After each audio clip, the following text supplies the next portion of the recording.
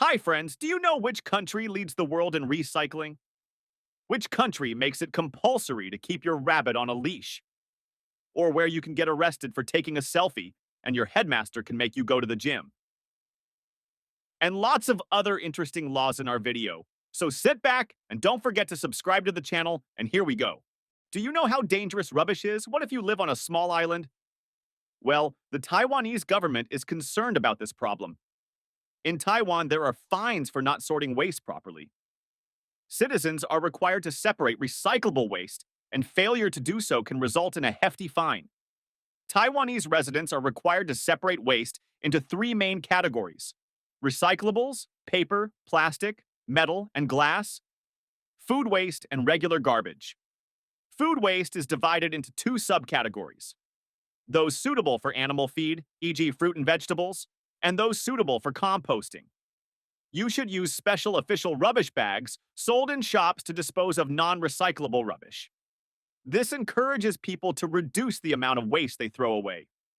At certain times, garbage trucks drive through the streets and play a tune similar to an ice cream man's bell to alert residents. People come out to the trucks with their sorted waste. There are heavy fines for improperly sorted waste, from 1,200 new Taiwan dollars to 6,000 new Taiwan dollars. That's between 40 US dollars and 200 US dollars.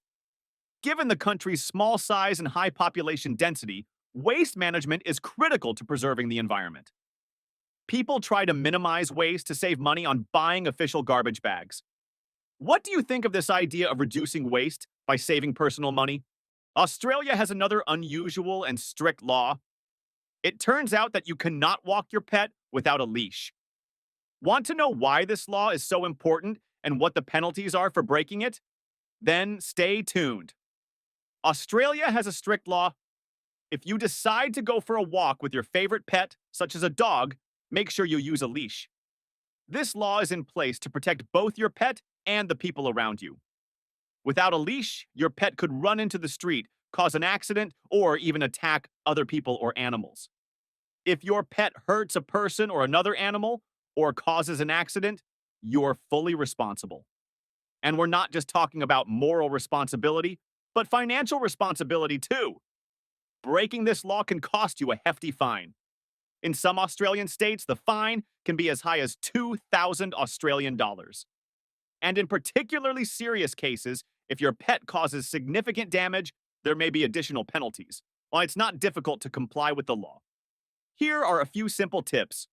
Always use a leash in public places such as parks, beaches, and city streets. If you want your pet to run free, choose special off-leash areas. These areas have secure fences. Observe your pet's behavior and reaction to others to avoid unexpected situations. This law does not only apply to dogs. If you decide to go for a walk with a cat or even a pet rabbit, a leash is also compulsory. As you can see, this law helps make public places safer for everyone, people and animals alike. If you're traveling to Australia with your four-legged friend, don't forget to bring a leash. Tell us what you think of this law in the comments. Do you think it's fair? And don't forget to like and subscribe to find out more about unusual laws from around the world. Did you know that there is a law in Japan that regulates not only your job, but also your waist size? Yes, it's true. Today, we're going to talk about the Metabo law that requires regular weight monitoring of employees. What is this law and why is it necessary? Let's get to the bottom of it. The Metabo law was introduced in Japan in 2008 as part of a national program to combat obesity. It aims to reduce the risk of cardiovascular disease and improve the general health of the population. The law requires companies to measure the waist circumference of employees between the ages of 40 and 74. If the waist circumference exceeds 85 centimeters for men or 90 centimeters for women, it is considered a violation of the norm. If an employee's waist circumference exceeds the acceptable norms, the company is obliged to develop a weight loss plan. Individual programs.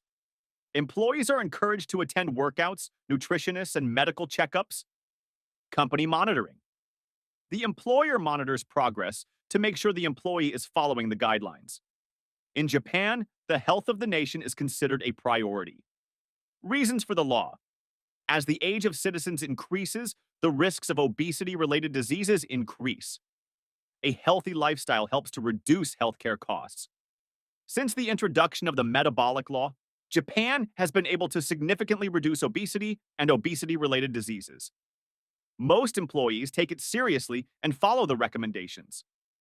Companies have introduced health programs that include exercise and nutrition education. In other countries, weight control is seen as a personal matter, but in Japan, it has become part of the corporate culture. Here, it is not only the health of employees that matters, but also the company's reputation. The Japanese diet, rich in fish, vegetables, and rice, is already considered one of the healthiest in the world. The Metabo Law has become an extension of this tradition, helping to maintain high standards of health. The Metabo Law is an interesting example of how government and business can work together to look after the health of a nation.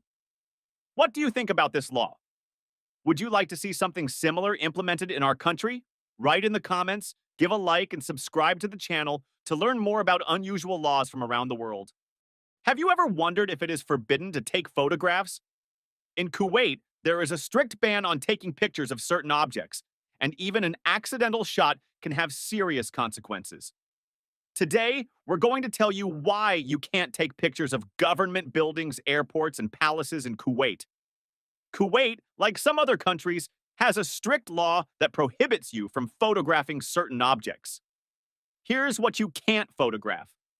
Government buildings, including ministries and municipalities. Airports, where even taking a picture of an aircraft on the runway can be an offense. Royal palaces, which are symbols of state power. Even an accidental photograph of these objects can be considered a violation of the law. The ban is linked to issues of national security. It is believed that photographs of these sites could be used for espionage or to harm the state system. If you break this law, you could face a substantial fine and, in some cases, arrest, especially if your actions are considered intentional. Even if you take a photograph by accident, this is not always a mitigating factor. So it pays to be extra careful. Here are some tips for those planning a trip to Kuwait. Research the local laws.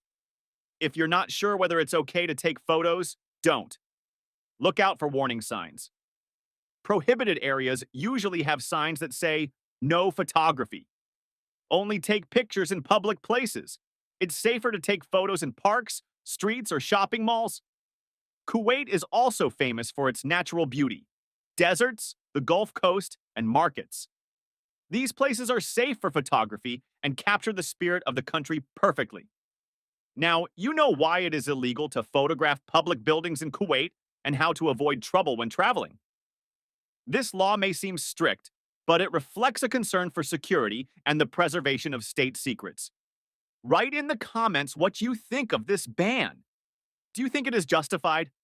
And don't forget to subscribe to the channel to learn more about unusual laws from around the world. See you soon.